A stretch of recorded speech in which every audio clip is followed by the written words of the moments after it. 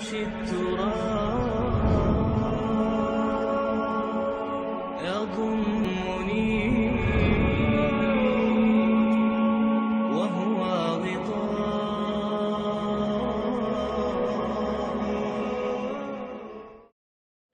الحمدللہ والصلاۃ والسلام علی رسول اللہ وعلی آلہ وصحبہ اجمعین. اما بعد، میں آپ سب کا جو یہاں پر موجود ہیں اور جو دنیا بھر سے ہم لوگوں کو لائیو دیکھ رہے ہیں استقبال کرتا ہوں ہمارے اس شام کے درس میں جس کا نام ہے اسلامک ریفلیکشنز.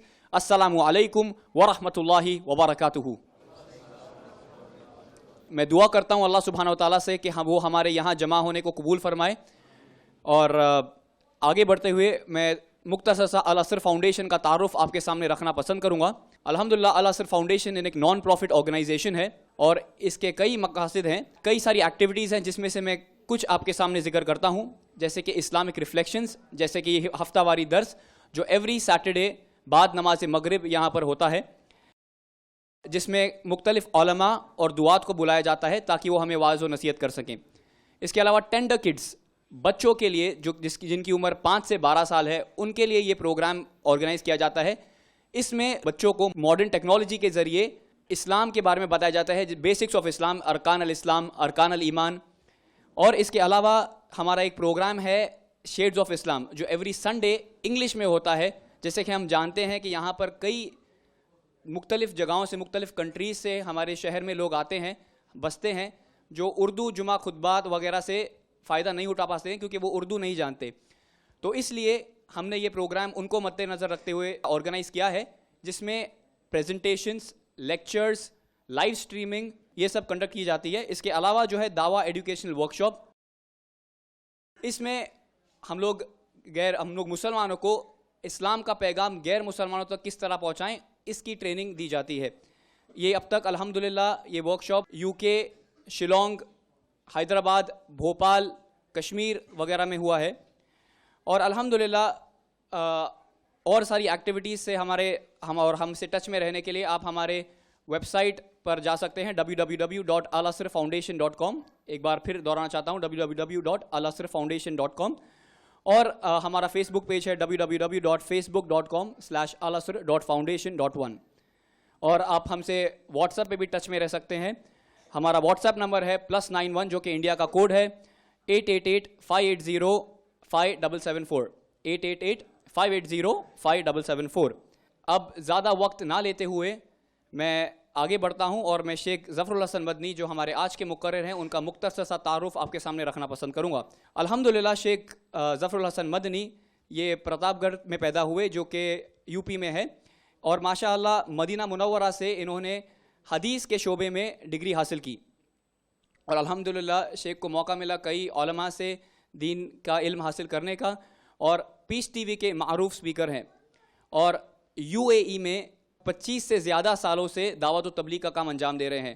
ہم دعا کرتے ہیں اللہ سے کہ اللہ تعالیٰ ان کی محنت کو قبول فرمائے.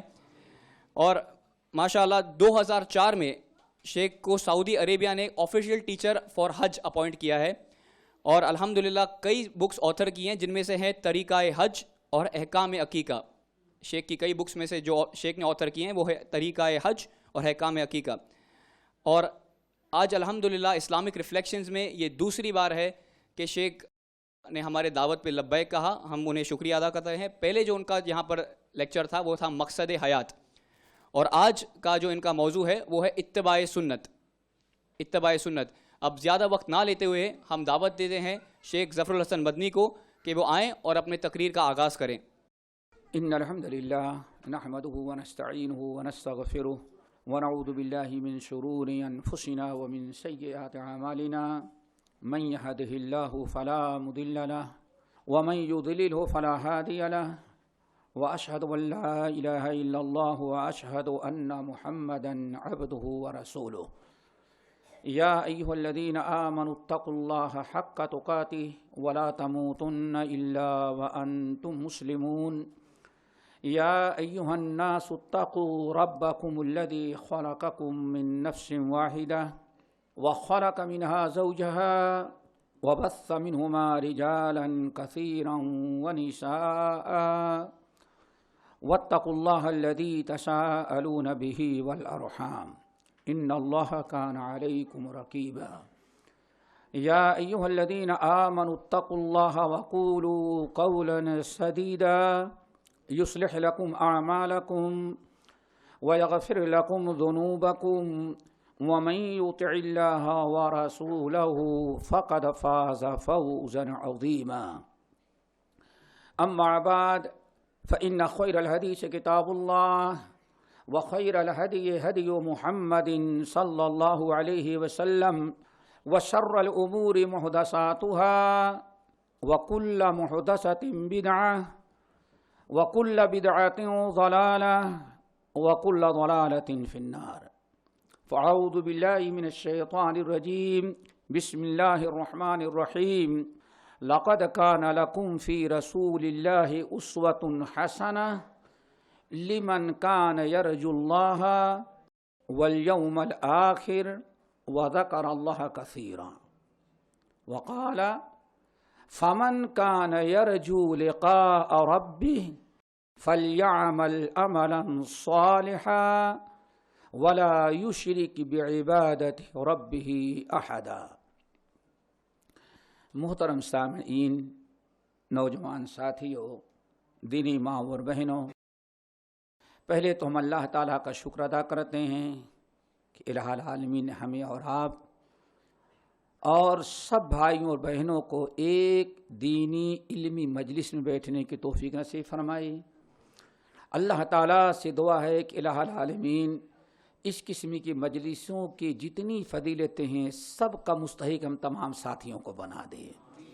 پھر اس کے بعد منتظمین سینٹر جو ہیں ان کا ہم شکر ادا کرتے ہیں کہ انہوں نے یہ موقع ہمیں عطا کیا، اور ان کے حق میں اللہ تعالیٰ سے دعائیں کرتے ہیں کہ اللہ تعالیٰ انہیں ان کی خدمات کو قبول کرے اور مزید خدمات کی توفیق نصیب فرمائے۔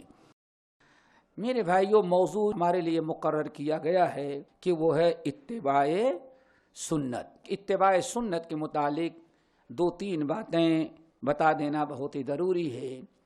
سب سے پہلی چیز تو یہ سمجھو کہ سنت کہتے کسے ہیں، کیونکہ اس زمانے میں اتباع سنت میں کی اتباع میں جو مختلف رکاوٹیں ڈالی جا رہی ہیں اس میں اپنی منمانی سنت کی تعریف کی جاتی ہے، اور ہمارے بہت سارے ساتھیوں نے دیکھا ہوگا، سنا ہوگا، جانتے ہیں۔ اس لیے جس اتباع سنت کی دعوت پر، جس اتباع سنت کے موضوع پر ہم گفتگو کر رہے ہیں، پہلے یہ سمجھیں کہ سنت ہے کیا چیز۔ اتباع کے معنی تو پیروی کرنا، لیکن سنت کس کو کہتے ہیں؟ 3 چیزوں کے مجموعے کا نام سنت ہے، یاد رکھیں۔ 3 چیزیں بیک وقت ہمارے اتباع میں آ جائیں تو ان کو کہا جاتا ہے اتباع سنت۔ 3 چیزوں کے مجموعے کا نام سنت ہے۔ نمبر 1، نبی علیہ الصلاۃ والسلام نے اپنے زبان مبارک سے جو کہا یا اپنے اعضاء کے ذریعے جو عمل کیا۔ نمبر 2۔ نمبر 3، آپ کی تقریر۔ 3 چیزیں ہو گئیں، قول، فعل اور تقریر۔ فعل عمل تو ایک ہوا، قول، فعل اور تقریر، اور انہی کو کہا جاتا ہے حدیث۔ 3 طرح کی ہوتی ہے، حدیث قولی، حدیث فعلی اور حدیث تقریری، اور یہ تینوں ہمارے لیے واجب الاتباع ہیں۔ لیکن یہ تینوں ہے کیا؟ پہلی چیز حدیث قولی۔ حدیث قولی، حدیث قولی کس کو کہتے ہیں؟ نبی علیہ الصلاۃ والسلام نے تشریعی طور پر بطور شریعت اور دین کے جو اپنی زبان مبارک سے امت کو حکم دیا، فرمایا، آپ کے زبان مبارک سے جو کچھ نکلا اس کو کہا جاتا ہے حدیث قولی۔ سمجھ بات آ رہی ہے؟ جیسے ہمارے اکثر ساتھیوں کو حدیث یاد ہوگی کہ اللہ رسول نے فرمایا صلو کما رأیتمونی اصلی. دیکھیں بھائی اللہ کے رسول نے فرمایا ہے ویسے نماز پڑھو جیسے مجھ کو نماز پڑھتے ہوئے دیکھتے ہو. ہمارے جتنے ساتھی ہیں سب کو کچھ یاد ہو یا نہ ہو, اتنا ضرور یاد ہوگا لا صلاۃ الا بفاتحۃ الکتاب. دیکھو یہ ہے اللہ کے نبی علیہ الصلوۃ والسلام اپنی زبان مبارک سے ادا کر رہے ہیں. تو قول کے معنی آتے ہیں زبان سے نکلے ہوئے الفاظ کو قول کہا جاتا ہے, اسی لیے شریعت کے اصطلاح میں اس کو حدیث کہتے ہیں, لیکن حدیث قولی. نمبر دو حدیث فعلی. فعل کے معنی عمل, فعل و عمل یعنی جو انسان اپنے اعضاء کے ذریعے کرتا ہے اس کو کہا جاتا ہے فعل. نبی علیہ الصلاۃ والسلام نے کوئی عمل دینی اعتبار سے تشریعی اور عبادت کی نیت سے آپ نے جو کچھ عمل کیا اس کو کہا جاتا ہے, وہ بھی حدیث ہے لیکن اس کو کہتے ہیں حدیث فعلی. اس کی بھی بہت ساری مثالیں ہیں. مثلا ہمیشہ سے سنتے آئے ہوئے ہیں کہ نبی علیہ الصلاۃ والسلام نے ساری زندگی من تقام رسول اللہ صلی اللہ علیہ وسلم لنفسہ قط, ام المومنین عائشہ رضی اللہ تعالیٰ عنہ کا فرمان کہ اے لوگوں نبی علیہ الصلاۃ والسلام نے پوری زندگی میں کسی سے اپنا بدلہ نہیں لیا. سنا ہے نا, گالی دیا کسی نے, آپ کو برا بھلا کہا, آپ کے کو زخم پہنچایا, آپ سارے حضرات جانتے ہیں, لیکن نبی علیہ السلام کا عمل اس کے بالمقابل کیا تھا؟ من تقام النبی صلی اللہ علیہ وسلم, نبی علیہ السلام نے زندگی میں کبھی کسی سے اپنا بدلہ لیا نہیں. نبی علیہ السلام, صحابہ کہتے ہیں ہم نے اللہ کے رسول کو اس طرح سے کرتے ہوئے دیکھا. آپ نے زبان مبارک سے تو کچھ نہ کہا لیکن آپ نے عمل کیا. اس کو کہا جاتا ہے حدیث فعلی. اور جس طرح سے حدیث, یہی اصل میں بتانا چاہتے ہیں, جس طرح سے حدیث قولی واجب الاتباع ہے اسی طرح حدیث فعلی. بات اس لیے میں واضح کر دے رہا ہوں کہ اتباع سنت پر ہمیں گفتگو کرنا ہے. آج امت کا ایک بڑا طبقہ ہے, آپ اس کو کسی چیز سے روکیں گے تو کیا کہتا ہے, بھائی ٹھیک ہے اللہ کے رسول نے کیا تو ہے لیکن حکم نہیں دیا. میں سمجھتا ہوں بہت سارے ساتھیوں کو تجربہ ہوگا جو اپنے دوست احباب میں بیٹھتے ہیں, ان کو جب بھی کسی چیز کی دعوت دی گئی, یعنی بہت سارے ایسے مثالیں آپ کو ملیں گی, پتہ یہ چلتا ہے کہ صرف اللہ کے رسول نے جو حکم دیا اسی پر عمل کرنا چاہیے, جو آپ نے کیا حکم نہیں دیا وہ نہیں کرنا امت کے لیے ضروری. حالانکہ بھی کیا ہوتی ہے ضروری. ایک چھوٹی سی مثال دے, بہت واضح ایک مثال آپ کو دیں. امام ترمذی رحمۃ اللہ علیہ اپنے شمائل میں نقل کرتے ہیں. کیا خیال ہے آپ لوگوں کو تجربہ ہوا؟ جواب ملتا ہے کہ نہیں ملتا بھائی؟ اللہ کے رسول کی کوئی حدیث پیش, کیا آدمی کہتا ہے بھائی اللہ کے رسول نے کیا ہے, ہمیں انکار نہیں ہے, لیکن اللہ کے رسول نے حکم نہیں دیا. اب وہ یہ کہہ کر کے پتہ نہیں کتنی احادیث کو ٹھکرا دیتا ہے, حالانکہ جو حدیث قولی ہے اس پر بھی وہ عمل نہیں کرتا لیکن حرت کرنے کا بہانہ. ایک چھوٹی سے بڑی واضح مثال نے امام ترمذی رحمۃ اللہ علیہ نے شمائل میں نقل کیا. ایک دن ایک صحابی کہتے ہیں میں جا رہا تھا آگے آگے, ہمیں کسی کوئی ٹینشن نہیں, کوئی فکر نہیں, بڑی آزادی کے ساتھ جا رہا تھا. پیچھے سے ہماری ادار, ہماری لنگی جو ہے وہ ٹخنے کے نیچے لٹکی ہوئی تھی اور میں پہن کے جا رہا تھا. ہم نے دیکھا نہیں کہ پیچھے کون ہے. اچانک ہم نے محسوس کیا کسی شخص نے پیچھے سے لنگی ہماری اٹھائی اور کہا ارفع ازارک فإنہ انقی واتقی وابقی. ارفع ازارک فإنہ انقی व अतका व अबका। अल्लाह के बंदे अपनी इदार ऊपर कर ले, टखने को खोल ले, इससे 3 फायदा होगा। नंबर 1, कपड़ा तेरा बिल्कुल साफ रहेगा। नंबर 2, इससे अल्लाह तकवा तेरे दिल में पैदा कर देगा, इसकी बरकत। अल्लाह अकबर, देखो क्या पैदा कर देगा, सोच सकता है। इरफा इधारा का, और कहते हैं अभी पीछे मुड़ने की नौबत नहीं आई, मैं चला जा रहा था बिंदास, बस अचानक दे महसूस करता हूं किसी ने लुंगी उठाई और कहा इरफा इदारा का फइन्नहु अनका व अबका व अतका।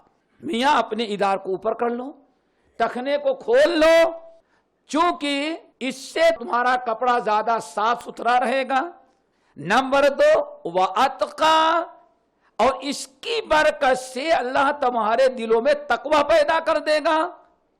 नंबर 3, व अबका, और ये तुम्हारा कपड़ा ज्यादा दिन तक बाकी रहेगा, जल्दी सड़े गलेगा नहीं, फटेगा नहीं। क्यों? मिट्टी में मिट्टियां कई किस्म की होती हैं, मिट्टियों में कपड़ा रगड़ता रहे तो खराब हो जाएगा, जल्दी सड़ जाएगा।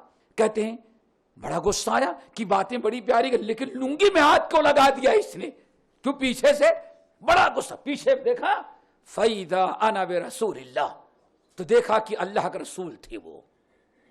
अब बिल्कुल ठंडे पड़ गए, अब सारा गुस्सा खत्म कि लुंगी में जो हाथ लगाए अल्लाह के रसूल हमें तालीम दे रहे हैं।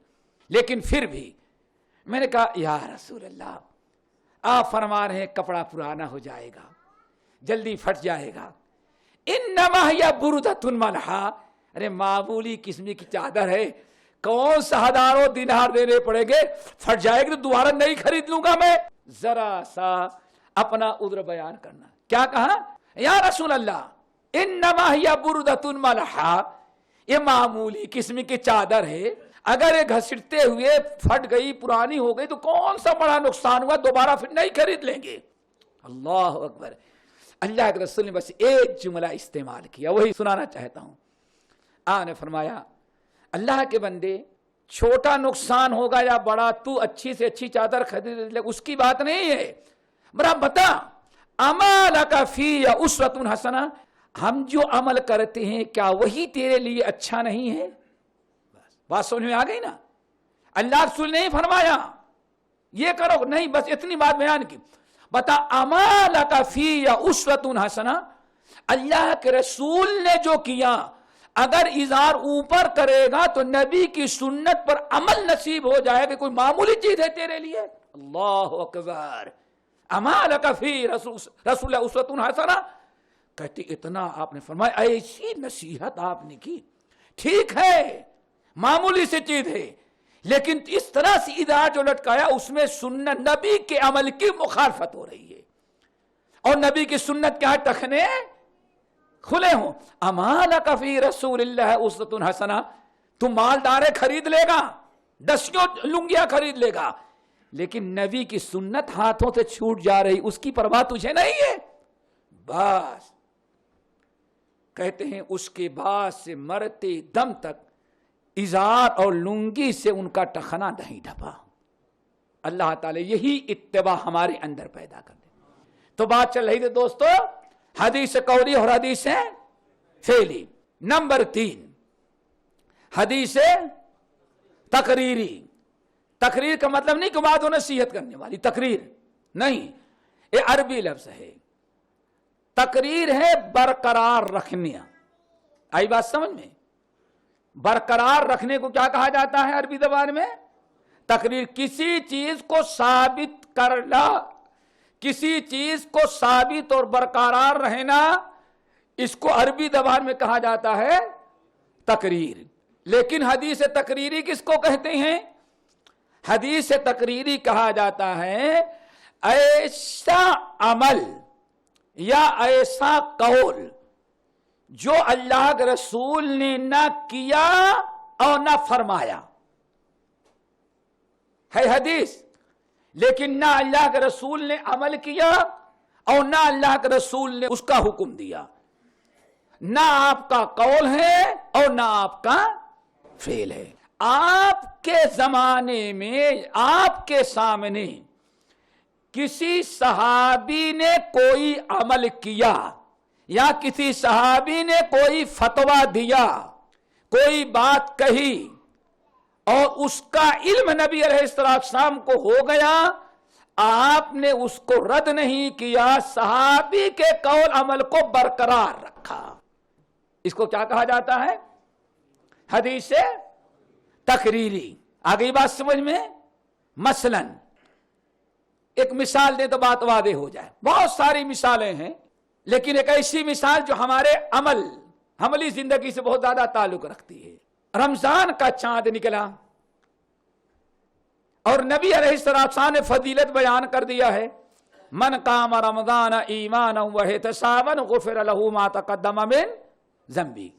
جو انسان اجر و ثواب کی نیت سے اخلاص کے ساتھ رمضان میں قیام کرے گا، اور قیام کی ایک شکل کیا ہے؟ نماز تراویح۔ نماز تراویح۔ جو شخص اجر و ثواب کی نیت سے عقیدے کے درستگی کے ساتھ رمضان کے مہینے میں راتوں میں قیام کرے گا، عبادت کرے گا، تراویح کی نماز پڑھے گا، تو غفر له ما تقدم من ذنبه۔ اس تراویح کے برکت سے جتنے گناہ اس کے آج تک ہوئے ہوں گے، اللہ تعالیٰ تراویح کے برکت سے سارے گناہوں کو معاف کر دے گا۔ آپ نے یہ نماز تراویح کی فضیلت بیان کی ہے، مردیں بھی سنے ہیں اور عورتیں بھی سن لی ہیں، چونکہ اس زمانے 5 وقتہ نماز میں، نماز جمعہ میں باقاعدہ عورتیں آتی رہتی تھیں، اس لیے عورتوں نے سنا ہے، مردوں نے بھی سنا ہے۔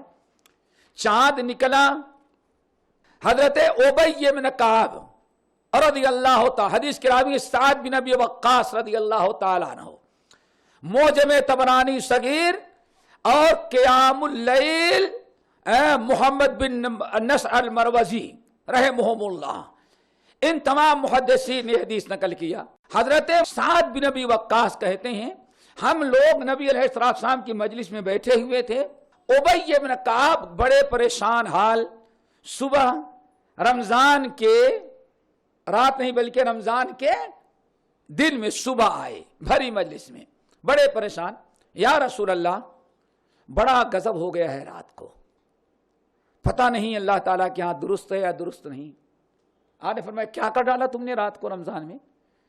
یا رسول اللہ وضو کیا، تیاری کیا، سوچا کہ رمضان لگ گیا ہے، چلو مسجد نبوی میں جا کر کے قیام کریں گے، تہجد کی نماز پڑھیں گے، اور 2-10-20 ساتھی ہوں گے تو ان سے کے ساتھ جماعت بنا لیں گے اور زیادہ ثواب مل جائے گا۔ یہ سوچ کر کے تیاری کر کے میں مسجد کے لیے آنا چاہتا تھا، اتنی میں گھر کی عورتوں نے پکڑ لیا ہمیں اور آنے نہیں دیا۔ ہماری گھر کی عورتوں نے ہمیں پکڑ لیا، آنے نہیں دیا۔ آپ نے فرمایا کیوں؟ عورتوں نے کہا تم کو تو تم حافظ قرآن ہو اور تم مرد لوگ بہت کچھ یاد کر لیتے ہو، مسجد میں جا کر کے بھی پڑھ لو گے، ہم عورتوں کو تو چولہے ہانڈی سے فرصت نہیں ہے، سارا کام کریں، اور مشکل ہی ہے کہ قرآن ہم لوگ حافظہ بھی نہیں ہے، قرآن بھی نہیں یاد رہتا، ہم لوگ کیسے تراویح کی نماز پڑھیں گے، ہمیں کیسے فضیلت ملے گی، اور تم تو جا کے مسجد میں پڑھ لو گے، تم امام بن جاؤ، تراویح کی نماز پڑھاؤ اسی گھر میں، ہم ساری عورتیں مل کے تمہارے پیچھے تراویح کی نماز پڑھیں گی۔ اللہ رسول انہوں نے اتنا ضد کیا کہ میں بھی اپنا پروگرام کینسل کیا، مسجد آنا بند، تالا لگا لیا عورتوں نے، مصلی بچھایا گیا، میں نے تراویح کی نماز پڑھائی، اور پڑھائی کتنی؟ 8 رکعت۔ 2 چیزیں ہیں، کتنی پڑھائی؟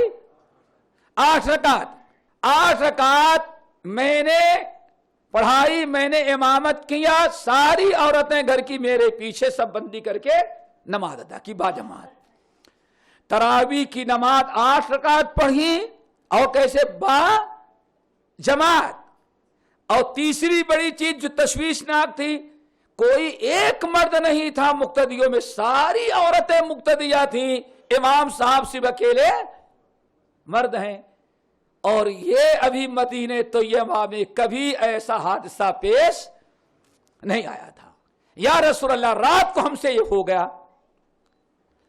یہ حرکت ہوئی ہم سے، حضرت سعد بن ابی وقاص جو حدیث کے راوی ہیں کہتے ہیں حضرت ابی ابن کعب پورا قصہ بیان کر رہے تھے، نبی علیہ السلام غور سے سن رہے تھے اور میری ساری توجہ نبی علیہ السلام کے چہرے مبارک پر تھی۔ کیوں تھی؟ دیکھوں ایک نیا کام انہوں نے کر ڈالا، اللہ کے رسول کیا کہتے ہیں یا خاموش ہیں تو آپ پر کیا گزر رہا ہے۔ پھر حضرت سعد بن ابی وقاص کہتے ہیں نبی علیہ السلام نے نہ ہاں کہا نہ نہیں کہا، لیکن چہرے پر مسکراہٹ اور رضامندگی کے آثار واضح تھے۔ یہ کیا بن گئی میرے بھائیوں؟ اس کو حدیث ہے تقریری۔ اب ایسی حدیث ہے جو نہ اللہ کے رسول نے کیا اور نہ تو حکم دیا، صحابی نے کیا اور آپ نے اس کو اچھا سمجھا، بہتر سمجھا، اس کو آپ نے برقرار رکھا۔ بہت ساری مثالیں ایسی ہیں، انہی میں سے ایک بڑی مشہور حدیث، صحابی کہتے ہیں قرآن کا نزول ہو رہا تھا اور ہم لوگ عزل کرتے تھے، تمام اہل علم کے نزدیک جائز، اگر عزل ناجائز ہوتا تو اللہ تعالیٰ کوئی نہ کوئی وحی نازل کر کے اس سے منع کر دیتے کہ یہ بھی قتل اولاد ہے، کسی کے لیے عزل کرنا جائز نہیں، لیکن وحی کا نزول ہو رہا ہے، ہم لوگ عزل کر لیا کرتے تھے، نہ وحی نازل ہوئی نہ اللہ کے رسول نے کبھی منع کیا۔ تو بہت ساری مثالیں ایسی ہیں جو اللہ کے رسول نے کیا نہیں اور نہ آپ نے فرمایا، لیکن وہ حدیث سمجھی جائے گی، کیوں اس کو کہتے ہیں حدیث سے تقریری، اور یہ بھی واجب الاتباع اور یہ بھی حجت ہوتی ہے۔ کیوں؟ کبھی اگر ناجائز اور غلط چیز ہوتی تو نبی کبھی اس پر خاموش نہ رہتے۔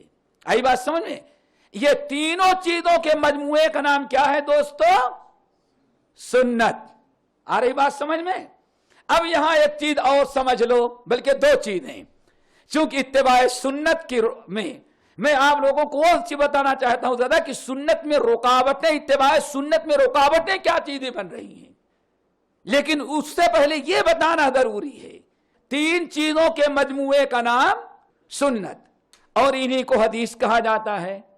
اب یہاں دو چیزیں سمجھ لو، ایک تو یہ کہ ہمارے ہندوستان میں ایک بڑا طبقہ جن کو جو حدیثوں کو رد کرنے، توڑ مڑوڑ کرنے، حدیثوں کو جھوٹی تعویل کرنے، اگر سب کچھ کرنے کے باوجود بھی ان کے امام کے قول کے خلاف ہو تو خود تو بدلتے نہیں، قرآن کو بدل دیتے ہیں۔ اللہ اکبر۔ اب وہ کیا کہتے ہیں؟ حیدرآباد میں بھی آپ کے تقریر ہوئی ہوگی، بھائی حدیث پر عمل کرنا جہنم میں جانا ہے اور سنت پر عمل کرنے سے جنت میں جائے گا۔ اب تو ایک ایسا زمانہ ہے کہ کیا واٹس اپ کیا کہتے ہیں، سب کو آ جاتا ہے، چاہے دنیا میں کہیں بھی تقریر ہوئی آ گئی ہوگی۔ یہ یہاں غور کرو تھوڑا سا، کتنا خطرناک جملہ۔ سنت پر عمل کیا جائے گا، حدیث پر عمل کرنے سے آدمی سیدھے کہاں جائے گا؟ جہنم میں۔ اللہ اکبر۔ اب انہوں نے اپنے تئیں سنت کا معنی کیا ہے وہ بھی سمجھ لو، ان کے کہنے کا اپنی عوام کو دھوکہ دینے کے لیے۔ اللہ اکبر۔ سنت وہی ہے جو ہمارے امام نے کیا، اور دوسرے نے جو کیا وہ حدیث ہے۔ یہ حدیث ہے، سنت نہیں۔ یہ حدیث ہے، سنت نہیں۔ رفع الیدین حدیث ہے، وہ حدیث ہے لیکن سنت نہیں۔ سنت وہ ہے جو ہمارے امام نے کہ ناف کے نیچے باندھنا اور رفع الیدین نہ کرنا، زور سے آمین بولنا حدیث ہے، سنت نہیں ہے۔ سنت یہ ہے کہ آہستہ سے آمین بولے جائے۔ اب ایک آدمی ذرا سوچو کتنے لوگوں کو جہنم میں جانے کا فتویٰ دے دیا۔ کیوں؟ اب اس نے حدیث کو رد کرنے کے لیے، اتباع سنت کو رد کرنے کے لیے حدیث اور سنت کو دو قرار دیا، حالانکہ جمہور اہل علم صحابہ سے لے کر کے آج تک سارے علماء کا اس بات پر اتفاق ہے، حدیث یاد رکھو، حدیث سنت، خبر، اثر. کتنے الفاظ ہو گئی ہے؟ 4. حدیث، سنت، خبر اور اثر. یہ چاروں ایک چیز کے نام ہیں. حدیث نبی کے قول، فعل اور تقریر کا نام کیا ہے؟ اثر ہے. اسی کا نام سنت ہے. اسی کو خبر کہا جاتا ہے اور اسی کیا کہا جاتا ہے؟ حدیث. نہ سمجھ میں آئے تو آپ کو بتاؤں، یہاں لائبریری میں جاؤ، یہ بڑی خطرناک چیز ہے. آج اتباع سنت کی روکنے کا ایک بہت بڑا ذریعہ یہ نکالا گیا کہ سنت اور حدیث کو الگ.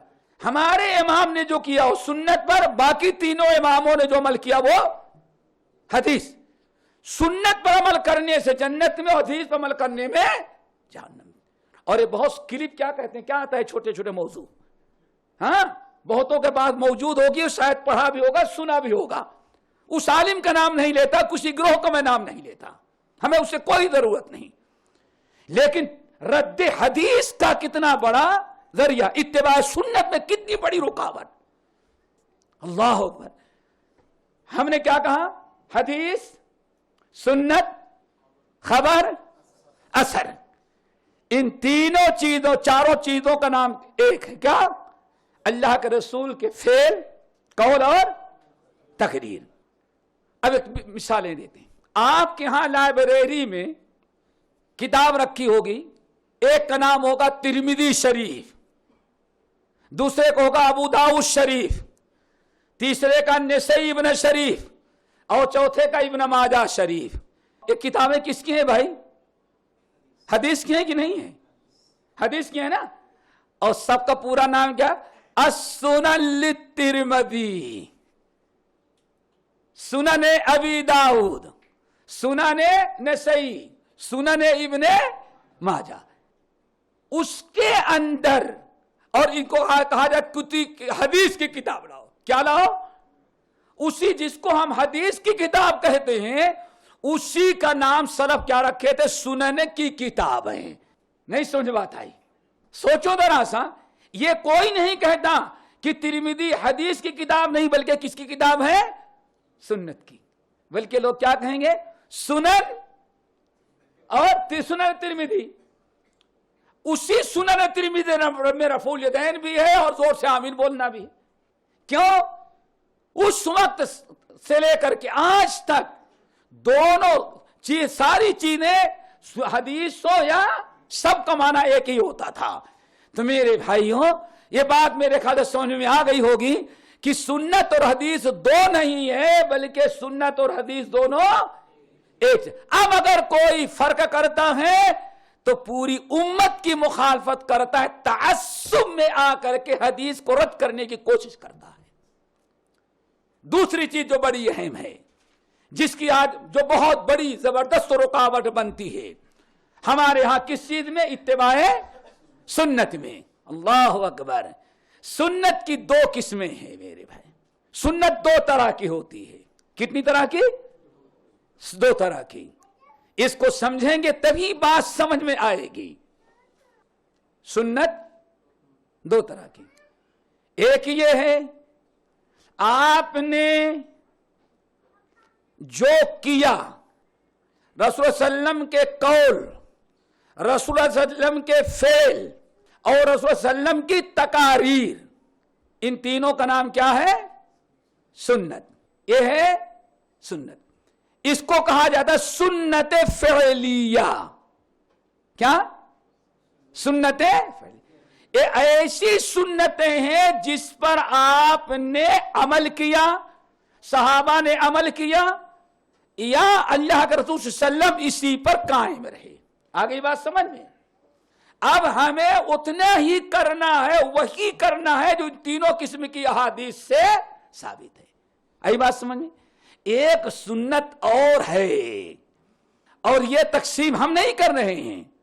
اہل بدعت نے جب سر اٹھایا تو امام شافعی رحمت اللہ علیہ نے کتاب و سنت کے نصوص کو سامنے رکھتے ہوئے حدیث کی یہ دو تقسیم کی ہے، اور ان کی مشہور کتاب الرسالہ، کتاب کا نام ہے الرسالہ. اللہ اکبر. امام شافعی رحمت اللہ علیہ کہتے ہیں اب ہمارے عمل کی جب باری آئے گی تو ہماری عملی زندگی میں سنت دو طرح کی بن جائے گی. عملی طور پر ہم عمل کے میدان میں آئیں گے تو سنتیں دو، ایک سنت فعلیہ اور دوسرے سنت ترکیہ. ترکی نہیں بولتے نا، سنت ترکی بولے ترکستان پہنچاؤ. ہاں، سنت فعلیہ اور سنت ترکیہ. کیا مطلب ہوگا؟ جس چیز کو اللہ کے رسول نے کیا، حدیث سے جو چیزیں ثابت ہوئی، چاہے حدیث فعلی ہو یا تقریری، ان کا کرنا سنت ہے. اور جن چیزوں کو اللہ کے رسول نے نہیں کیا ان کا ترک کرنا سنت ہے، ان کا نہ کرنا سنت ہے. آئی بات سمجھ میں؟ ترک کے معنی آتے ہیں چھوڑ دینا، نہ کرنا. تو اللہ کے رسول نے جو کیا اس کا کرنا سنت، اور جس چیز کو نہیں کیا اس کا نہ کرنا سنت. مثال، اگر اسی چیز پر ہم قائم رہیں نا تو بدعات کا کوئی چانس اسلام میں باقی نہ رہیں. اب دیکھیں دلیل، بہت سارے دلائل ہمارے پاس ہیں لیکن وقت ساتھ نہیں دے گا کہ ہم سارے دلائل پیش کریں. ایک مثال بس، امام احمد بن حنبل رحمت اللہ علیہ نے اپنی مسند کے اندر بسند صحیح نقل کیا. حضرت امیر معاویہ رضی اللہ تعالیٰ عنہ حضرت علی رضی اللہ تعالیٰ عنہ سے جب جنگ ہوئی تو آپ حضرات جانتے ہیں پوری دولت اس خلافت، پوری امت مسلمہ دو حصوں میں تقسیم ہو گئی. علی رضی اللہ تعالیٰ عنہ نے اپنا دارالخلافہ کوفہ کو بنایا اور امیر معاویہ نے اپنا دارالخلافہ دمشق کو بنایا. یہی ہے نا، تقسیم ہو گئے. حضرت علی رضی اللہ تعالیٰ عنہ کے انتقال کے بعد 6 مہینے تک حضرت حسن رضی اللہ تعالیٰ عنہ خلیفہ نائب رہے حضرت علی کے. 6 مہینے کے بعد دستبردار ہو گئے، پوری خلافت کس کے حوالے کر دیا؟ نبی علیہ السلام کے. اور نبی علیہ السلام کی وہ پیشین گوئی پوری ہوئی کہ نبی علیہ السلام خطبہ دے رہے تھے، دونوں نواسے آئے اور دونوں کو آپ نے اٹھا کے بیٹھا لیا، ایک کو دائیں طرف دوسرے کو بائیں طرف. آپ نے ساتھ میں اے لوگو ان ابنی ھذا، یہ میرا بیٹا حسن جو ہے سیصلح بین المؤمنتین عظیمتین من المؤمنین، مومنوں کے 2 بڑے گروہ آپس میں لڑتے ہوں گے لیکن میرا یہ بیٹا دونوں میں مصالحت کروا دے گا. پیشین گوئی پوری ہوئی اور اب پورے دنیا کے عالم اسلام کے خلیفہ صرف ایک رہ گئے، کون؟ امیر معاویہ. اپنے دور خلافت میں ایک مرتبہ حج کرنے کے لیے مکہ مکرمہ آئے. اب چونکہ کئی سالوں کے بعد آنا ہوا تھا، اب محبت بالکل خانہ کعبہ کی بےقرار کر رکھی تھی. اب خانہ کعبہ کا طواف کرنے لگے تو حجر اسود کو بھی بوسہ دیا، رکن عراقی کو بھی دیا، رکن شامی کو بھی دیا اور رکن یمانی کو. اب چونکہ خلیفہ امیر معاویہ اب دنیاوی اعتبار سے اس وقت دنیا کا سب سے بڑا انسان خانہ کعبہ کا طواف کر رہا ہے، اس لیے ہر حاجی کی نگاہ حضرت امیر معاویہ پر. اب حضرت عبداللہ بن عباس رضی اللہ تعالیٰ عنہما بیٹھے ہوئے تھے خانہ کعبہ میں. دیکھ لیا کہ امیر معاویہ آج طواف کر رہے ہیں تو وہ طواف میں چاروں ارکان خانہ کعبہ کا کیا کرتے ہیں؟ وہ بوسہ دیں. اور اللہ رسول نے صرف ایک کو دیا اور امیر معاویہ ایک کو. یہاں سے نکلے عراقی سے آگے بڑھے شامی سے بڑھے یمانی اور چاروں کو. حضرت عبداللہ بن عباس رضی اللہ تعالیٰ عنہما نے پکڑا ان کو، کہا یا معاویہ ہو، صرف خانہ حجر اسود کا بوسہ دو اور کسی رکن کو کسی کونے کو نہیں دینا چاہیے. اللہ اکبر. کہا کہ ہمیں معلوم ہے. کہا کیا معلوم ہے؟ کہا اللہ رسول نے ایک ہی کو دیا، ہمیں معلوم ہے. کہا تم کیوں کرتے ہو؟ کہا لیس شیء من بیت اللہ مہجورا، اللہ کے بندے کون عام پتھر اور گھر ہے؟ یہ خانے کعبہ ہے. اللہ ہر اینٹ، ہر پتھر، ہر کونا خیر و برکت کا ہے. اللہ کے رسول نے نہیں کیا تو منع بھی. آگئی بات سمجھ میں؟ آج ساری بدعتوں کا کی ایجاد کس بات پر ہے؟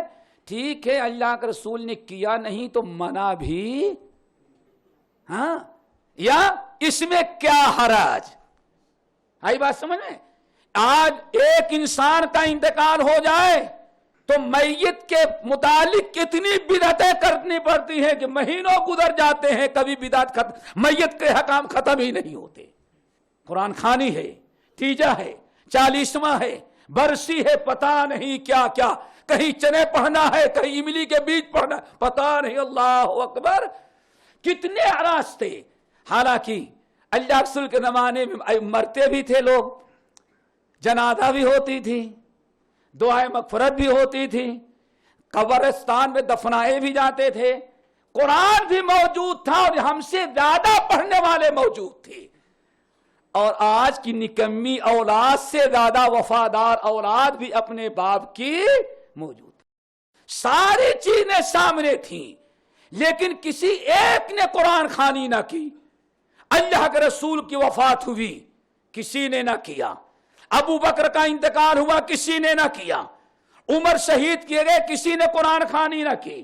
عثمان والی پر کی نہ قرآن خوانی ہوئی، نتیجہ ہوا نہ 40واں ہوا. حالانکہ سب اس زمانے میں مسلمانوں کے زیادہ وفادار، زیادہ محبت کرنے والے تھے. قرآن موجود تھا، چاول بھی موجود تھا، گوشت بھی موجود تھا، یہ ساری چیزیں موجود تھی جس سے آپ کی بریانی بنتی ہے برسی والی. وہ کون سی چیز ہے جو موجود نہ رہی ہو؟ لیکن پھر بھی اللہ کے رسول نے نہیں کیا، صحابہ نے نہیں کیا، تابعین نے نہیں کیا، ابو حنیفہ نے اپنی ماں کی نہیں کیا رحمت اللہ علیہ، ویسے ہی جنازہ پڑھ کے بیچاری کو دفنایا. اور آج بغیر تیجا 40ویں کا کہ جنازہ مکمل نہیں، بلکہ مر گیا مردود نہ فاتحہ نہ. کیوں؟ اور ہم اتنے آگے بڑھے کہ آج مسلمان اپنی ماں کی نہ کرے لیکن اندرا گاندھی کی ضرور قرآن خوانی کیا ہے. سارے مسلمان جانتے ہیں. اسی ہندوستان میں قرآن خوانی کس کی گئی؟ اندر. اب اللہ کے رسول نے نہیں کیا ہے، اس میں کیا حرج؟ چاول حلال، گوشت حلال، پانی پاک. دیکھو یہی دلیلیں دیتے ہیں، ساری چیزیں حلال ہیں تو پھر حرام ہونے کی کیا دلیل ہے بھائی؟ اللہ اکبر.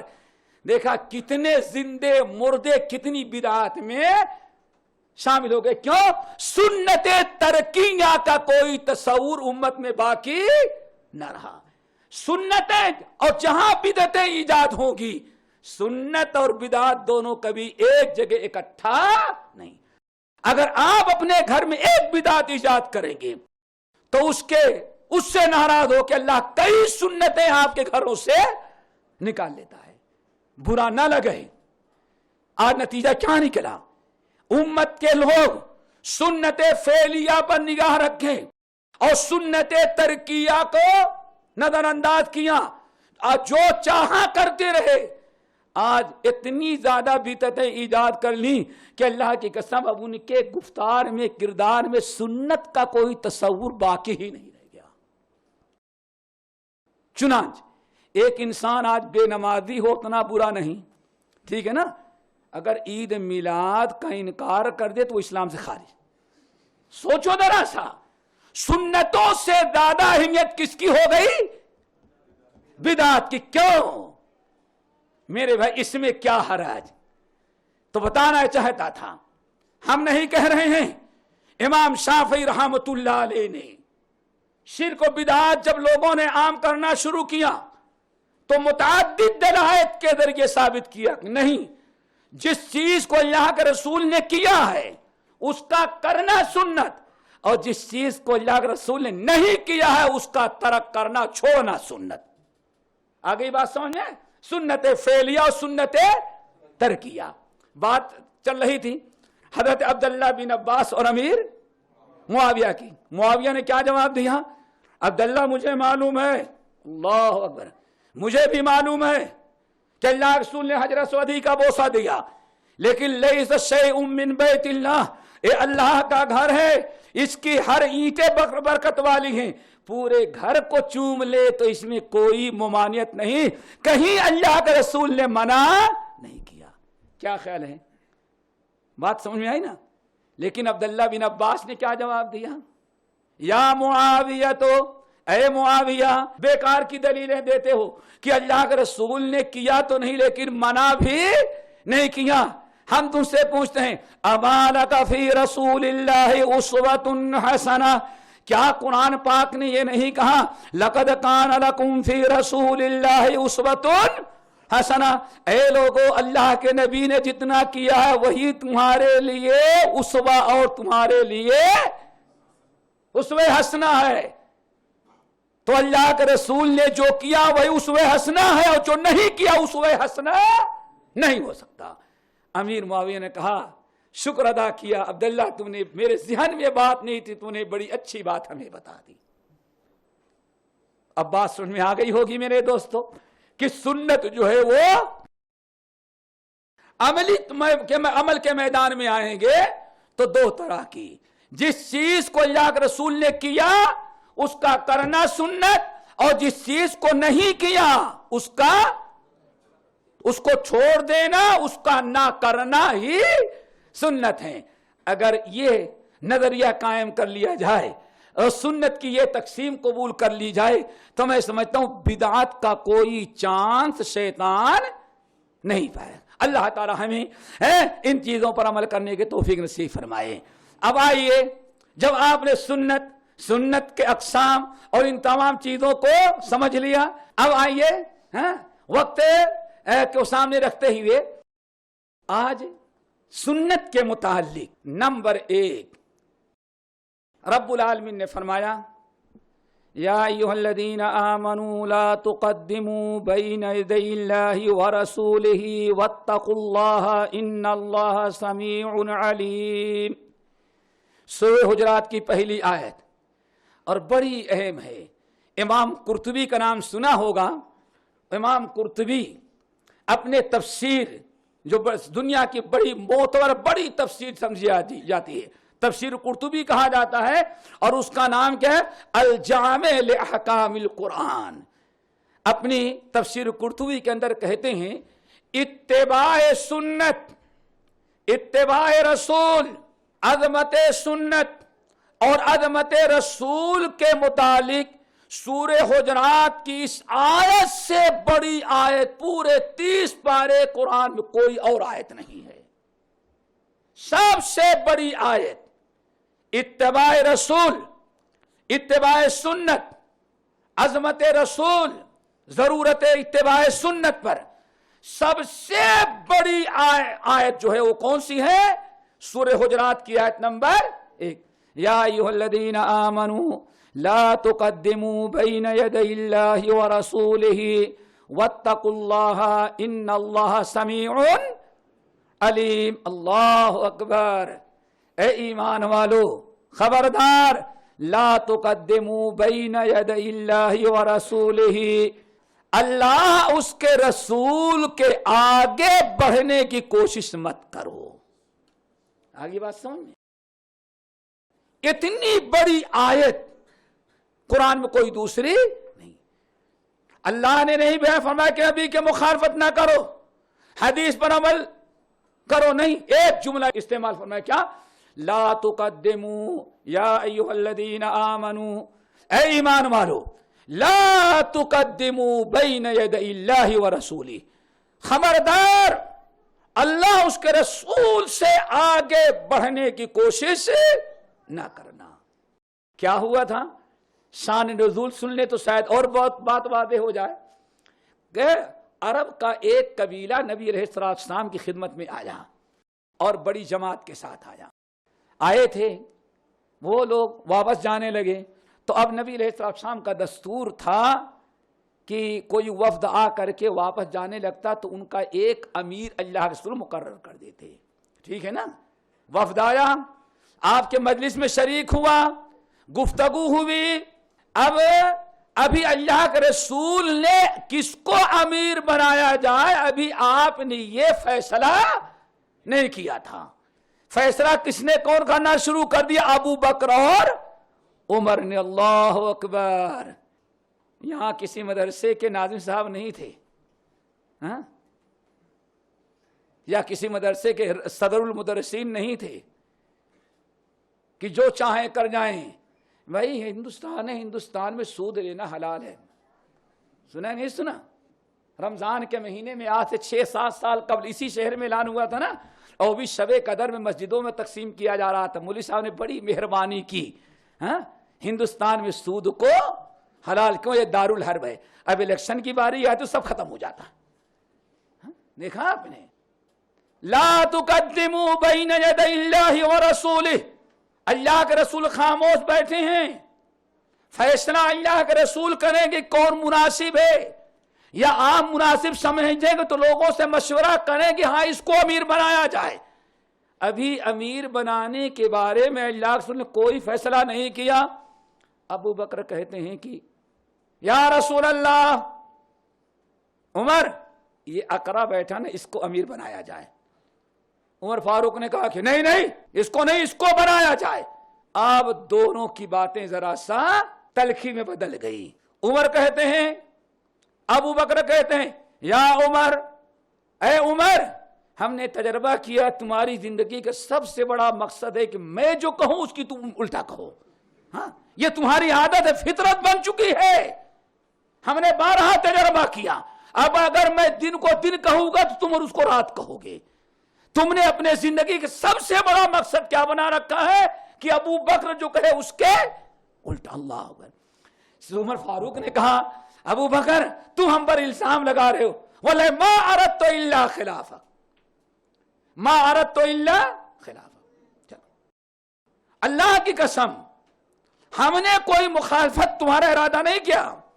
اس میں بات دونوں کی بڑی آگے بڑھ گئی.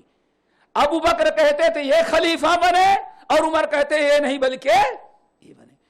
کام کس کا تھا میرے بھائی؟ اور کود کون پڑے بیچ میں؟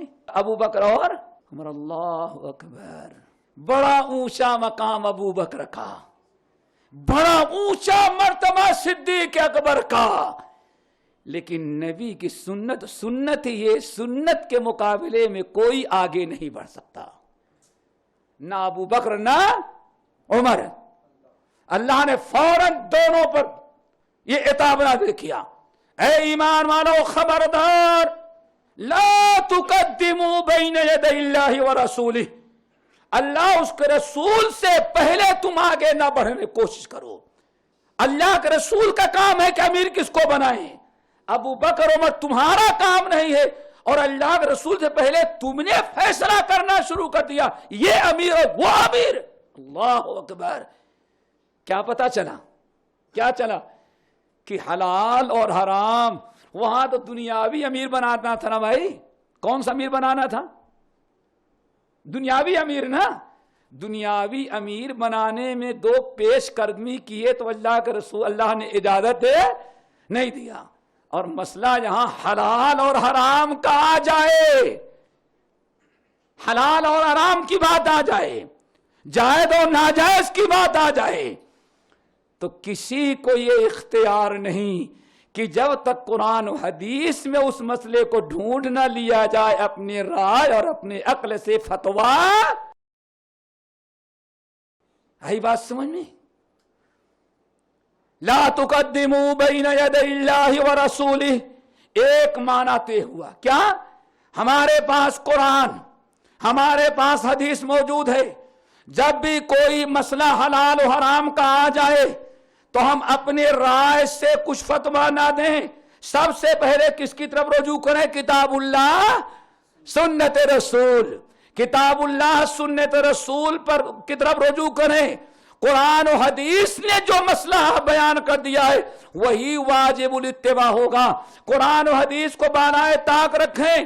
ہم اپنے عقل رائے اپنے سمجھ سے فتویٰ دینے لگیں تو گویا کہ اللہ کو اور اللہ کے رسول کو پیچھے کر دیا اور تم امام بن گئے، آگے بڑھ گئے. آئی بات سمجھ میں؟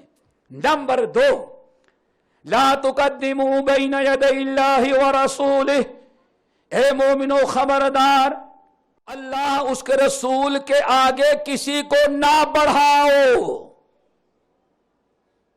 یہ بھی ایک معنی ہے، کیا کرو؟ لا تقدموا احدا علی رسول اللہ، خبردار اللہ اس کے رسول کے اوپر کسی کو مقدم نہ کرو، نہ ابو بکر کو کرو، نہ عمر کو کرو، نہ ابو ثوری کو کرو، نہ امام ابو حنیفہ، امام مالک، امام شافعی، احمد بن حنبل کو کرو۔ لا تقدموا بین یدی اللہ ورسولہ، اللہ اس کے رسول پر کسی کو مقدم نہ کرو۔ آج کیا ہو رہا ہے؟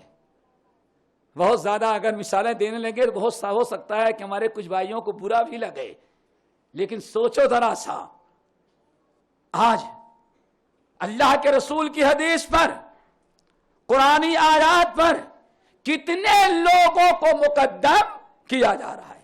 حالانکہ قرآن کیا کہتا ہے؟ خبردار اللہ اس کے رسول پر کسی کو مقدم نہ کرو۔ اللہ اس کے رسول، کتاب اللہ، سنت رسول سب پر مقدم ہوں گے، ان کے اوپر کسی کو مقدم نہیں کیا جا سکتا۔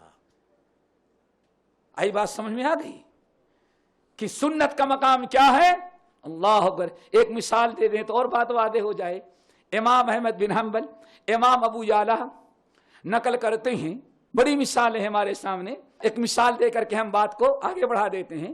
اللہ اس کے رسول پر کسی کو مقدم نہ کرو، اسی لیے اللہ اکبر، اللہ نے وہ جملہ استعمال کیا کہ آسمان سے لے کر کے زمین تک کتنے اونچے مرتبے کے لوگ ہوں گے، لیکن حدیث اور قرآن پر کسی کی بھی بات کو مقدم نہیں کیا جائے گا، سب کو مؤخر کیا جائے گا۔ مقدم کیا جائے گا تو اللہ کی کتاب اور نبی کی حدیث و سنت کو۔ چھوٹی سی مثال، ہم نے کہا مسند احمد بن حنبل اور مسند ابو یعلا کی روایت، یہ حضرت عثمان بن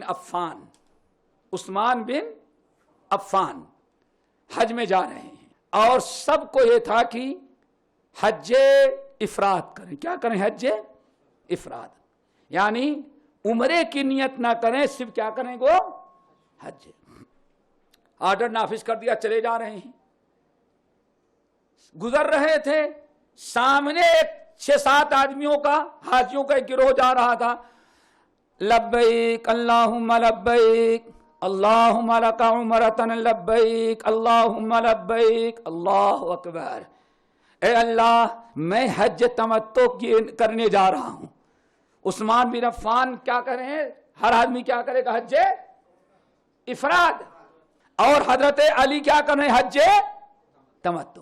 عثمان نے کہا من ھذا الرجل، رات کا وقت تھا، یہ کون سا آدمی ہے جو میری بات نہیں سنتا، حج تمتع کر رہا ہے؟ لوگوں نے کہا ھذا علی بن ابی طالب، علی بن ابی طالب، اللہ اکبر۔ عثمان بن عفان نے کہا پکڑ لاؤ۔ لوگ گئے، اے علی آپ کو عثمان امیر المومنین بلا رہے ہیں۔ امیر المومنین عثمان بن عفان کے پاس پہنچے علی۔ حضرت عثمان نے پوچھا کیا تم حج تمتع کرو؟ کہا کہ ہاں۔ کہا تم کو یہ پتا نہیں کہ میں نے منع کر دیا؟ کہا معلوم ہے۔ کہا پھر کیوں کر رہے ہو؟ کہا تم نے منع کیا ہے، اللہ کے رسول کی سنت ہے۔ اور عثمان سن لو، اس کائنات میں بڑا سے بڑا ہو، لیکن اللہ کی قسم لم اکن لأدع سنت النبی صلی اللہ علیہ وسلم، گردن کٹ جائے لیکن علی نبی کے سنت کے سامنے کسی کا فتویٰ قبول نہیں کر سکتا۔ عثمان تمہارا فتویٰ ہوگا لیکن تمہارے فتوے کی وجہ سے سنت رسول نہیں ترک کی جا سکتی۔ اور اس سے بڑا واقعہ ذرا سنو میرے بھائی، آپ نے کیا سمجھا اتباع سنت کیا ہے؟ مرضی ہو تو کرو، مرضی ہو تو نہ کرو، اللہ اکبر۔ حضرت یہ بڑی عجیب و غریب واقعہ، حضرت عبداللہ بن عباس رضی اللہ تعالیٰ عنہما حدیث کا درس دے رہی ہیں اور کہتے ہیں تمتع النبی صلی اللہ علیہ وسلم तमत्ता नबी सल्लल्लाहु अलैहि वसल्लम। ऐ लोगों, कितने लोग हदीस ज़बानी सुन रहे हैं और कितने कलम बंद कर रहे हैं, नोट कर रहे हैं। किसी के पास कपड़ा है, किसी के बाद चमड़ा है, लिख रहे हैं तमत्ता नबी सल्लल्लाहु अलैहि वसल्लम काल रसूलुल्लाह कदा फाल रसूलुल्लाह कदा। जो हदीस बयान करते हैं सुनने वाले नोट करते जा रहे हैं। नौजवान बैठे हुए थे, उनमें एक नौजवान बैठा था जिसका नाम था उर्वा। क्या नाम था? उर्वा। सईद इब्न जुबैर रहमतुल्लाह अलैह कहते हैं, ऐ लोगों, मैं उस मजलिस में मौजूद था, हमने अपने आंखों से देखा ये सुन्नत का मकाम, सुन्नत का मर्तबा और सुन्नत की अहमियत और अजमत और नबी की सुन्नत का कि इत्तिबा और इक्तिदा कितनी जरूरी है। कहते हैं, ऐ लोगों, मैं उस मजलिस के अंदर मौजूद था। हजरत अब्दुल्लाह बिन अब्बास ने जब कहा तमत्तान नबी राइतुन नबी सल्लल्लाहु अलैहि वसल्लम या तमत्तान नबी सल्लल्लाहु अलैहि वसल्लम, अल्लाह के रसूल ने हज तमत्तो किया। इतने में एक किनारे से जरा काना फूसी होने लगी, कुछ आवाज आई। वो हजरत अब्दुल्लाह बिन अब्बास इधर हदीसें नोट करा रहे हैं, हदीसें पढ़ा रहे हैं और सामने एक गिरोह बैठा हुआ था, उनमें कुछ काना फूसी शुरू हुई, कुछ आवाज आई। हजरत अब्दुल्लाह बिन अब्बास ने अपने दर्श को रोका और कहा मन हादा, ये कहां से आवाज आ रही है? लोगों ने कहा दा उर्वा, तो ये उर्वा इब्न जुबैर हैं। कहा वो क्या कह रहा है? कह रहा है कि अब्दुल्लाह तो हदीस बयान करते हैं कि तमत्तान नबी सल्लल्लाहु अलैहि वसल्लम, अल्लाह के रसूल ने हज तमत्तो किया है। और ये बैठा उर्वा अपने साथियों से कह रहा है कद नहा अबू बकर व उमर। लोगों, अल्लाह के रसूल ने किया है, किया होगा, लेकिन अबू बकर उमर ने हज तमत्तो से मना किया है। आई बात समझ में? सुन्नत रसूल का टकराव किससे हो रहा है? सामने वाले ने यह हदीस के मुकाबले में किसका नाम पेश किया? अबू बकर उमर। अल्लाह अकबर। तो अब्दुल्लाह बिन अब्बास ने पूछा क्या कह रहा है? कहा ये कह रहे हैं कि ये तमत्तान नबियो आप बता रहे हैं और ये कह रहे हैं नहा अबू बकर व उमर। अल्लाह अकबर। इतना सुनना था। अब जरा देखो आज अल्लाह का अदाब क्यों नहीं आएगा। इलेक्शन में वोट जिसको चाहो दे दो, लेकिन जूते जरूर पड़ते रहेंगे। हाँ क्यों? मेरे ऊपर वाला नाराज हो जाएगा तो नीचे वालों को राजी करने से मुश्किलात हल नहीं होगी। जरा सोचो, आज सदियां गुजर गई। अब्दुल्लाह बिन अब्बास ने क्या कहा? अब सुनो, अल्लाह अकबर। यूशको अन तुनज़्ज़ल अलैकुम हिजारतुम मिनस समा अक़ूलु लकुम क़ाल रसूलुल्लाह व यक़ूलून नहा अबू बकर व उमर। अल्लाह अकबर। अब्दुल्लाह बिन अब्बास कहते हैं, ऐ लोगों, अब जरा होशियार हो जाओ। यूशिकु अन तुनज़्ज़ल अलैकुम हिजारतुम मिनस समा, कि अब अल्लाह ताला इस उम्मत पर आसमान से पत्थर की बारिश बरसा करके इस उम्मत को हिरा को बर्बाद कर दे। क्यों? इन्होंने ज़िना नहीं किया, चोरी नहीं किया, कत्ल नहीं किया, फिर अल्लाह ताला क्यों इन पर पत्थर की बारिश बरसाए? कहा की बात सले है, न इन्होंने ज़िना किया, न चोरी किया, न कत्ल किया, न हरामकारियां किया, न शराब पिए। इन्होंने बहुत बड़ा जुर्म कर डाला है कि अब अल्लाह ताला इस पर पत्थर की बारिश बरसाएगा। लोगों ने कहा क्या हुआ? कहा मैं कहता हूं अल्लाह के रसूल ने हज तमत्तो किया और लोग कहते हैं अबू बकर उमर ने नहीं किया। हदीस के मुकाबले में अब लोगों ने अबू बकर उमर का कौल पेश करना शुरू कर दिया है। अब अल्लाह ताला आसमान से पत्थर की बारिश बरसा देगा। अल्लाह अकबर। हदीस सामने आ जाए, अल्लाह के रसूल की हदीस के मुकाबले में अगर सहाबा और ताबईन अबू बकर उमर का कौल पेश करें तो अब्दुल्लाह बिन अब्बास क्या कहें? बहुत बड़ा जुर्म कर रहे हैं। करीब है कि आसमान से पत्थर की बारिश बरस जाए और हम जो चाहे, जिसका कौल चाहे अल्लाह के रसूल पर बढ़ा दें, इसके बावजूद भी हम मुसलमान ही रह जाएंगे। मेरे भाइयों, एक दो मिसालें नहीं, हमें अल्लाह अकबर। अगली आयत या अय्युहल्लज़ीना आमनू ला तरफ़ऊ अस्वातकुम फ़ौक़ सौतिन नबी, ऐ मोमिनो खबरदार, नबी की आवाज पर अपनी आवाज को बुलंद नहीं करना। हदीस जहां बयान हो रही हो, हदीस सामने आ जाए, खामोशी से सुन लो। अब किसी और की बात को बुलंद करके, ऊपर करके हदीस को रद्द करने की कोशिश नहीं करो। सही बुखारी की रवायत अच्छी तरह से सुनो, अल्लाह अकबर। सही बुखारी की रवायत, कादा अय्युहलिका अबा बकरिन व उमर, ऐ लोगो, अल्लाह अकबर। ये आयत नादिल हुई तो करीब था कि अबू बकर दोनों हिराक हो जाएं। क्यों? अबू बकर उमर इतनी बुलंद आवाज में दोनों बहस करना शुरू कर दिए कि अल्लाह के रसूल की आवाज पर किसकी आवाज भारी हो गई? अबू बकर उमर को। जब ये आयत नाजिल हुई तो उसके बाद से अबू बकर सिद्दीक रज़ी अल्लाह ताला अन्हु और उमर के बारे में आता है कि इतनी आहिस्ता से बात करते कि पूछना पड़ता क्या कह रहे हो, जरा जोर से कहो ताकि अल्लाह का रसूल सुन ले। अल्लाह अकबर। मेरे भाइयों, नंबर 3, तीसरी चीज, वला तजहरू लहू बिल कौल। जैसे एक इंसान ने कोई राय दिया तो दूसरा अपनी राय देकर के उसको रद्द करना चाहता है। वला तजहरू लहू बिल कौल, खबरदार, जैसे एक दूसरे की बात को रद्द करते हो, नबी की सुन्नत आ जाए तो आम लोगों की बात की तरह उसको लड़ झगड़ करके रद्द करने की कोशिश ना करो। नंबर 4, इन्नल्लज़ीना यग़ुज़्ज़ूना अस्वातहुम इंद रसूलिल्लाह, यकीनन जो लोग अपनी आवाज को अल्लाह के रसूल की आवाज के सामने पस्त करते हैं। क्या करते हैं? जहां अल्लाह के रसूल का हुक्म आ गया बस अब आगे बात नहीं भाई। क्यों?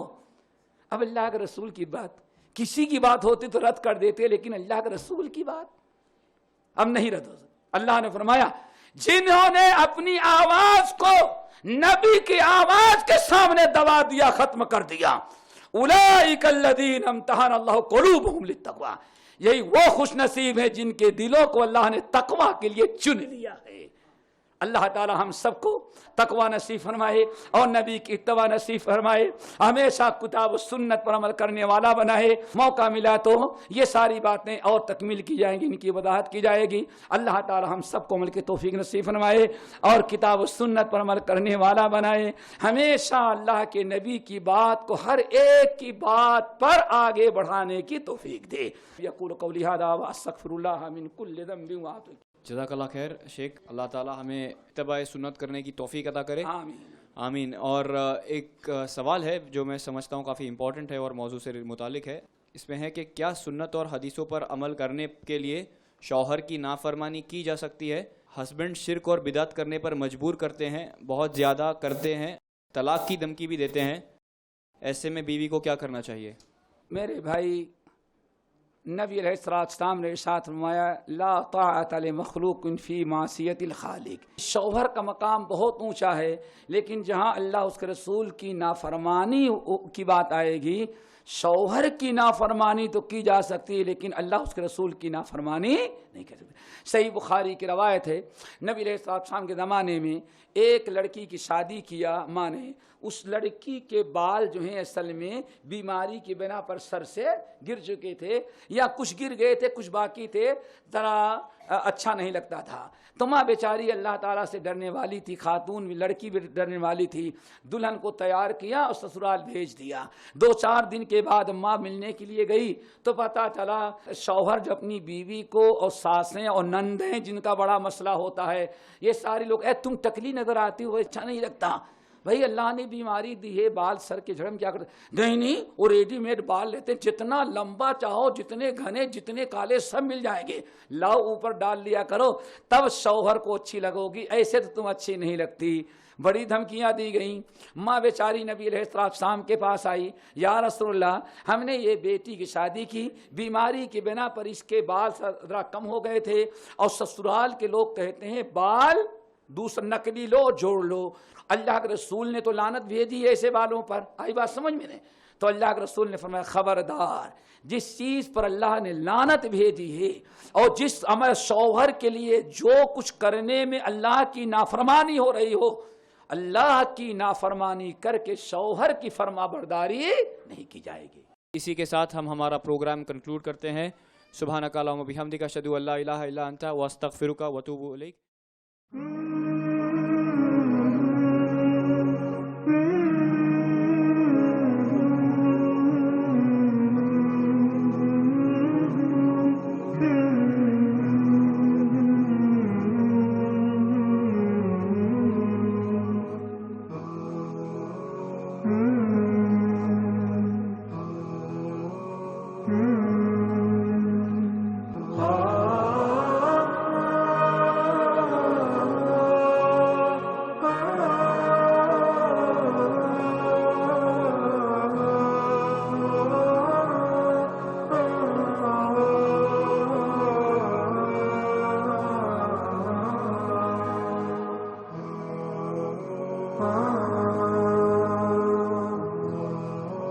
ah